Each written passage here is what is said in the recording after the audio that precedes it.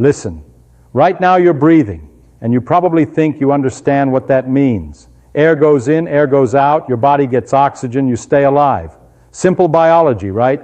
Except you don't actually know what's happening. You have no idea what oxygen is doing inside your cells. You don't know why you need it. You don't know what would happen if you stopped getting it for even 3 minutes. And when I tell you what's really going on, when I show you what breathing actually accomplishes at the molecular level, you're going to realize that you're walking around with controlled explosions happening inside every single cell in your body, billions of times per second. Breathing isn't just gas exchange. It's not just bringing oxygen in and removing carbon dioxide. Breathing is how you extract energy from food by carefully burning it inside your cells without incinerating yourself in the process. You are on fire right now. Every cell in your body is running a controlled burn. And the only thing stopping you from bursting into flames is one of the most elegant molecular machines ever discovered.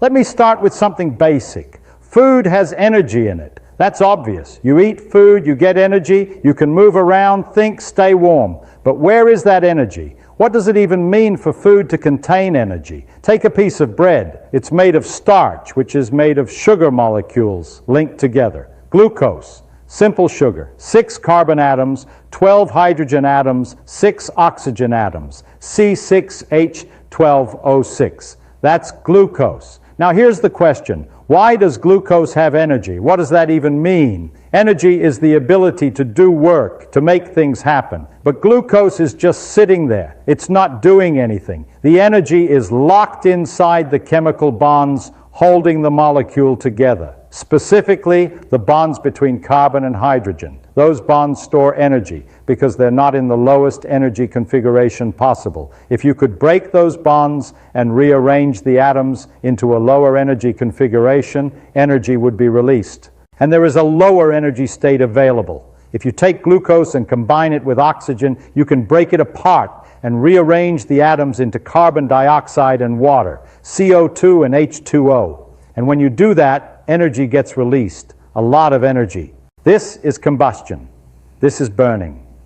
When you light a piece of paper on fire, you're combining the carbon and hydrogen in the paper with oxygen from the air. The molecules get ripped apart and rearranged into CO2 and water, and the energy that was stored in those chemical bonds gets released as heat and light. The paper burns. Now here's the thing. Your body does exactly the same thing. You take glucose from food. You combine it with oxygen from the air. You break it apart into CO2 and water, and you capture the released energy. You are burning glucose inside your cells right now, not with flames, not with heat, but chemically at the molecular level. The overall reaction is identical to combustion. Glucose plus oxygen yields carbon dioxide plus water plus energy. That's what's happening inside you. But here's the problem. If you just burn glucose, all the energy comes out as heat all at once. That's useless. You can't do anything with a burst of heat. You need to capture that energy in a form you can use. You need to extract it gradually, carefully, in small controlled steps. And you need to store it in a molecule that can carry it to wherever it's needed in the cell. That molecule is ATP, adenosine triphosphate. This is the energy currency of life. Every living thing on earth uses ATP. Bacteria, plants, fungi, animals, every single one. ATP is universal. It's how cells store and transport energy. The molecule has 3 phosphate groups attached to it, and the bond holding that third phosphate on is high energy. When you break that bond and release the phosphate, energy becomes available to do work. Every time your muscles contract, ATP is broken down. Every time a molecule gets transported across a cell membrane, ATP is broken down. Every time your DNA gets copied, ATP is broken down. Everything your cells do requires ATP. So here's what your cells need to do. Take glucose, burn it with oxygen, and use the released energy to create ATP. That's cellular respiration. That's what breathing is for. You breathe in oxygen so your cells can burn glucose and make ATP. You breathe out carbon dioxide because that's the waste product of burning glucose. Breathing is directly connected to energy production at the cellular level. Stop breathing, your cells can't make ATP. They run out of energy in minutes. Your brain cells die first. 3 minutes without oxygen and you've got permanent brain damage. That's how critical this process is. Now let's talk about how it actually works, because this is where it gets absolutely beautiful. You can't just throw glucose and oxygen together and hope for the best. The reaction needs to be controlled, broken down into dozens of small steps, each one carefully managed by specific enzymes. The whole process happens in 3 main stages: glycolysis, the Krebs cycle, and the electron transport chain. Let me walk you through each one. Glycolysis happens first in the cytoplasm of the cell. This is where glucose gets broken in half. Glucose has 6 carbons. Glycolysis splits it into 2 3-carbon molecules called pyruvate. And in the process, a small amount of ATP gets produced. Just 2 molecules of ATP per glucose. That's not much. That's not nearly enough. But glycolysis also produces something else, NADH. This molecule is crucial. NADH is a carrier. It carries high-energy electrons that were stripped off the glucose molecule. Think of NADH as a loaded truck carrying energy to the next stage. Glycolysis is just the beginning. It breaks glucose down and loads up some electron carriers. The real energy extraction happens later. The pyruvate molecules, those 3 carbon fragments, get transported into the mitochondria. Mitochondria are these oblong structures inside your cells, sometimes called the powerhouse of the cell, which is accurate but doesn't convey how bizarre they are. Mitochondria have their own DNA separate from the DNA in your cell nucleus. They reproduce independently. They were once free-living bacteria that got engulfed by another cell about 2 billion years ago and never left. Your cells are essentially running on domesticated bacteria. Every mitochondrion in your body is a descendant of those ancient bacteria. They still have their own genetic code. They're separate organisms living inside you, and they're absolutely essential. Without mitochondria, you can't produce enough ATP to survive. Inside the mitochondria, pyruvate enters the Krebs cycle, also called the citric acid cycle. This is a circular sequence of chemical reactions. Pyruvate gets broken down completely, the carbons get stripped off one by one and combined with oxygen to form CO2. That's the carbon dioxide you breathe out. And as the carbons get removed, more high-energy electrons get loaded onto carrier molecules. More NADH gets produced, along with another carrier called FADH2. These carriers are now loaded with electrons that came from glucose. Those electrons are high energy. They want to fall to a lower energy state. And when they do, energy gets released. The Krebs cycle's job is to extract those electrons and load them onto carriers so they can be transported to the final stage. The final stage is the electron transport chain, and this is where the magic happens. This is where most of your ATP gets made. The electron transport chain is a series of protein complexes embedded in the inner membrane of the mitochondrion. NADH and FADH2 arrive carrying their high-energy electrons. They hand those electrons to the first protein complex in the chain.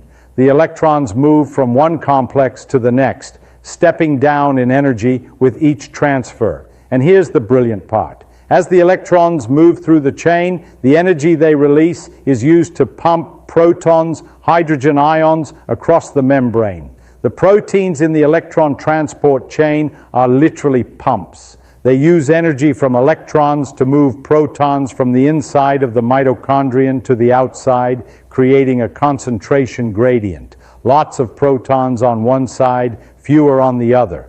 This is like charging a battery. You're storing energy in the form of a concentration gradient.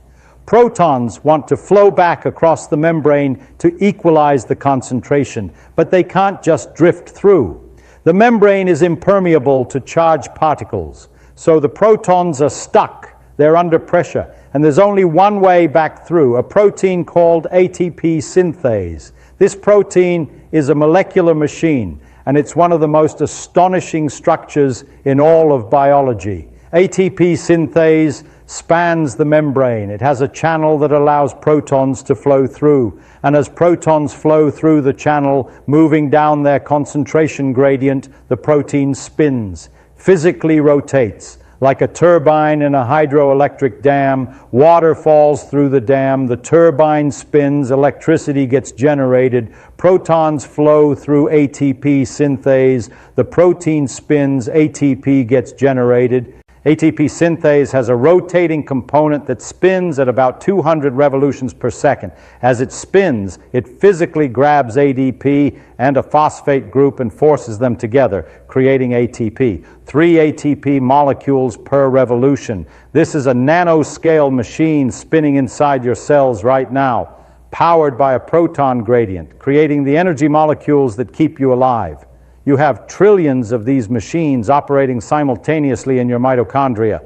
And they're all driven by the electron transport chain, which is driven by electrons from glucose, which came from food, which came from plants, which got energy from the sun. You are running on sunlight that's been converted to chemical energy and stored in food, which you burn with oxygen to create a proton gradient, which drives molecular turbines that generate ATP. That's what breathing is for. Now let's connect this back to oxygen. Where does oxygen fit in? The electron transport chain passes electrons from one protein complex to the next. And at the end of the chain, those electrons need somewhere to go. They need a final destination. If electrons pile up at the end of the chain, the whole system stops. Nothing can move forward. The electron carriers can't drop off more electrons because there's no room. The Krebs cycle stops because it can't offload electrons. Glycolysis stops because pyruvate backs up. ATP production stops. The cell dies. You need something to accept those electrons at the end of the chain. That something is oxygen. Oxygen is the final electron acceptor. Electrons pass through the entire transport chain, losing energy at each step, and at the very end, they combine with oxygen. And because electrons are negatively charged and oxygen is highly electronegative, meaning it attracts electrons strongly, the electrons combine with oxygen and protons to form water, H2O. That's where the water comes from. You're producing water inside your cells by combining electrons from glucose with oxygen from the air. Every breath you take brings in oxygen that becomes part of water molecules produced during cellular respiration. Some of that water gets used by your cells, some gets excreted, but the point is, oxygen is essential because it's the only thing that can accept the electrons at the end of the chain and allow the whole process to continue. Without oxygen, the electron transport chain stops. Electrons back up. NADH can't drop off its electrons. The Krebs cycle halts. Pyruvate accumulates. Your cells switch to fermentation, a much less efficient process that produces only 2 ATP per glucose instead of about 32. Fermentation can keep you alive for a very short time, but it produces lactic acid as a byproduct which builds up and causes problems. Your muscles burn during intense exercise because they're switching to fermentation when oxygen can't be delivered fast enough. That burning sensation is lactic acid accumulation. Your cells are screaming for oxygen. If oxygen deprivation continues, ATP levels drop. Your cells can't do anything. Ion pumps fail. Neurons can't maintain their electrical gradients. Brain cells start dying. 3 to 5 minutes without oxygen and you have irreversible brain damage. 6 minutes, you're likely dead, because your brain cells have the highest energy demand of any cells in your body. They need constant ATP, constant oxygen, constant glucose. Interrupt any of those and the cells die. This is why carbon monoxide is so deadly.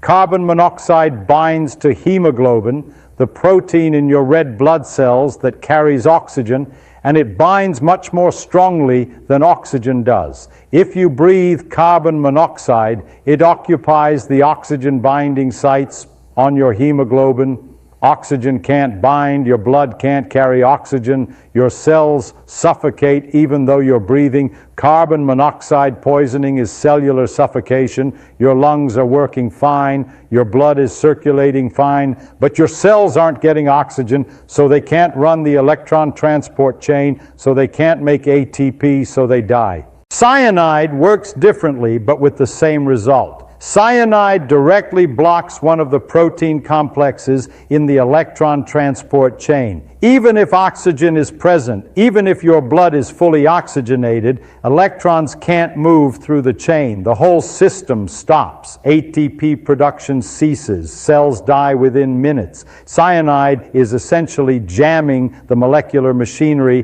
that produces energy. It's one of the fastest acting poisons because it directly attacks the process that keeps you alive.